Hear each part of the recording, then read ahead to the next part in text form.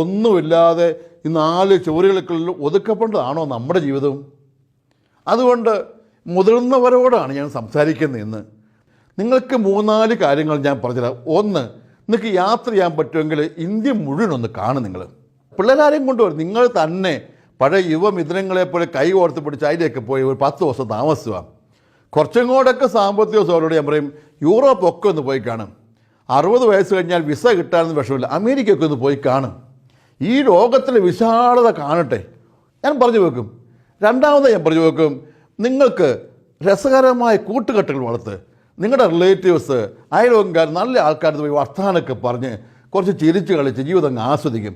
എന്നീ മക്കളെ ഓർത്ത്, മോനെയും മോളെ ഓർത്ത് പറഞ്ഞ് ഈ രോഗം പഠിച്ച് എന്തിനായി പ്രമേഹത്തിൻ്റെയും പ്രഷറിൻ്റെ അടിമയാകും നിങ്ങൾ? എന്തിനായി ഉള്ള ഗുളിക മുഴുവൻ കഴിച്ചു തീർക്കുന്നത് നിങ്ങളുടെ ജീവിതം ആസ്വദിക്കാൻ തുടങ്ങുകയും നിങ്ങൾ വിവാഹം കഴിച്ചു തുടങ്ങി നിങ്ങൾ പഴയ പോലെ വർത്തമാനം പറയാനും കൂട്ടുകൂടാനും ഒക്കെ എല്ലാവരുടെ അടുത്ത് പോകാനൊക്കെ സമയം കണ്ടെത്തുകയും. മൂന്നാമത് ഞാൻ പറഞ്ഞു പറ്റുമെങ്കിൽ മാസത്തൊരു സിനിമയൊക്കെ പോയി കാണും. നിങ്ങൾ രണ്ടും ഭംഗിയായി പോയി നല്ല ഭക്ഷണം പുറത്ത് പോയി ഒരു സിനിമയൊക്കെ കണ്ട്, നല്ല സിനിമകളൊക്കെ ഉണ്ടെന്നേ, പറ്റുമെങ്കിൽ ചിരിക്കാൻ പറ്റുന്ന കോമഡി പടങ്ങളൊക്കെ പോയി കാണും. ഒന്ന് കുലുങ്ങി ചിരിച്ചിട്ട് എത്ര നാളായി നിങ്ങൾ? എന്നും ഈ പരിദേവനങ്ങളും പരിഭവങ്ങളും പറഞ്ഞ് മുഖമൊക്കെ വലിച്ചു മുറുക്കി വെക്കണം. ഒന്ന് ചിരിക്കത്തില്ലേ? 4, ടൂർണമെൻറ്റുകളും കളികളൊക്കെ ഗ്രാമത്തിൽ കൂടെയൊക്കെ ഉണ്ട്. അത് വോളിബോൾ ടൂർണമെൻ്റ് ആയിരിക്കാം, വടംവലി ആയിരിക്കാം, കുട്ടികളുടെ ഇതിനൊക്കെ പോയി കാണും. പറ്റുമെങ്കിൽ ആ ചാക്കലോട്ടത്തിലും വടംവലിക്കൊക്കെ പോയി കൂട്. ജീവിതം അങ്ങ് ഭംഗിയായി ആസ്വദിച്ച് എന്നും ഈ മസിൽ പിടിച്ചും എന്നും ഈ ടെൻഷൻ പിടിച്ചും എന്തിനാ ജീവിതം കൊണ്ട് കളയുന്നത്? അതുമാത്രമല്ല, വല്ലപ്പോഴൊക്കെ പുറത്ത് ഭക്ഷണം പോയി കഴിക്കുക.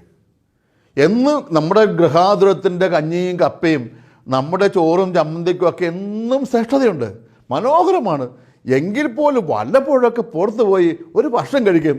നിങ്ങൾ വഴിക്കട പോകുമ്പോൾ എഴുതി വെച്ച കുഴിമന്തി എന്ന് പറഞ്ഞ സാധനം എന്താണെന്ന് നിങ്ങൾക്ക് അറിയാവോ? ഒന്ന് കഴിച്ചു നോക്കുക നിങ്ങൾ പോയി. അതായത് നിങ്ങളെന്നും ഈ കഞ്ഞിയും ചമ്മന്തിയും കഴിച്ച് ജീവിക്കുമ്പോൾ നിങ്ങളുടെ മക്കളൊക്കെ ജീവിതം ഭംഗിയായി ആസ്വദിച്ച് പോകാം. ഈ 60 വയസ്സ് 65 വയസ്സായി ഇനി കുരിശുവരെയും പ്രാർത്ഥനയും ഉള്ളൂ എന്ന് ചിന്തിച്ചേക്കരുത്. ഇനിയാണ് പല കാര്യം ചെയ്യാൻ പറ്റുന്ന കാലം. 60 വയസ്സ് കഴിഞ്ഞാൽ കാലഘട്ടത്തിലാണ് ഒത്തിരി പുതിയ ചിന്തകൾ മനസ്സിൽ പൊട്ടിമുളയ്ക്കുന്നത്. അതുകൊണ്ട് ജീവിതത്തിലെ സരസമായും ലളിതമായും സുന്ദരമായി എടുക്കുകയാണ് ഞാൻ ആവശ്യപ്പെടുന്നത്. എന്ന് വെച്ച് മദ്യപിക്കാനോ തിന്മകളിൽ പോകാനോ അല്ല ഞാൻ ആവശ്യപ്പെടുന്നത്. ജീവിതത്തിലെ ടെൻഷൻസ് കുറേ വിട്. മക്കളെക്കുറിച്ച്, വീട്ടിനെക്കുറിച്ച്, പറമ്പിനെക്കുറിച്ച്, ഇതിനെക്കുറിച്ച് ടെൻഷൻസൊക്കെ വിടും. പറ്റുമെങ്കിൽ എന്തെങ്കിലും കാലത്ത് ഒരു ഇൻഷുറൻസ് ഒക്കെ എടുത്ത് കിടക്കുകയാണെങ്കിൽ സോഷ്യൽ സെക്യൂരിറ്റിയും കൂടി ആയി. അമിതമായ സ്വത്തിന് ടെൻഷനുണ്ട്.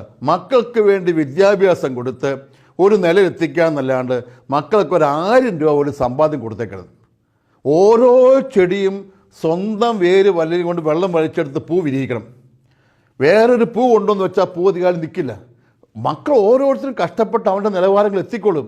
നിങ്ങൾ ഒരു പരിധിക്കപ്പുറം മക്കൾക്ക് ഓർത്ത് ടെൻഷൻ പിടിക്കരുത്, മക്കൾക്ക് ഉണ്ടാക്കി കൊടുക്കരുത്. നിങ്ങൾ ഓർത്ത് നോക്കി, നിങ്ങൾക്ക് എവിടെയൊക്കെ പോകണമെന്ന് ആഗ്രഹമുള്ളത്? എത്ര കാലം ഉണ്ടാവും ഈ ഭൂമിയിൽ? കാണാൻ തോന്നുന്ന സ്ഥലങ്ങളിലൊക്കെ പോവോ. നിങ്ങൾക്ക് ഇപ്പോഴും ചെറുപ്പമാണ്, ജീവിതം ആസ്വദിക്കാൻ തരാം. ഉത്തരവാദിത്തങ്ങളുടെ കാലഘട്ടങ്ങൾ കഴിയാൻ. അതുകൊണ്ട് നിരാശപ്പെട്ട് കുറച്ച് കഴിയുമ്പോൾ ജീവിക്കാൻ പറ്റിയില്ല, ഒന്നും നേടാൻ പറ്റിയില്ല എന്ന് പറഞ്ഞ് പരിഭവിക്കും. ഈ ഭൂമി സന്തോഷകരമായ മനോഹരമായ ഭൂമിയല്ലേ? ആളുകളൊക്കെ എത്ര നല്ലവരാണ്. എല്ലാവരും വർത്തമാനം പറഞ്ഞും ചിരിച്ചും കളിച്ചും കൂട്ടുകൂടിയും നന്നായിട്ട്. ഈ നോട്ടുകെട്ടുകളും വീടും പറമ്പും ഒന്നും അല്ല. അതിനപ്പുറത്ത് വിശാലമായ പൂമ്പാറ്റകളെയും മഴവില്ലിനെയും നിങ്ങൾ കണ്ടു നോക്ക്. വിശാലമായ ഭൂമിയുടെ സൗന്ദര്യം നിങ്ങൾ കേട്ടു നോക്ക്. നല്ല പാട്ടുകളൊക്കെ കേൾക്ക്, നല്ല കളികളൊക്കെ കാണുക. ജീവിതം ഇനി ആസ്വദിക്കാൻ തുടങ്ങട്ടെ. അതുകൊണ്ട് 60 വയസ്സ് കഴിഞ്ഞവർക്ക് വളരെ സന്തോഷപ്രദമായ ഒരു 40 വർഷം കൂടെ ആശംസിക്കുകയാണ് ഞാൻ. ദൈവം നിങ്ങളെ കാക്കട്ടെ.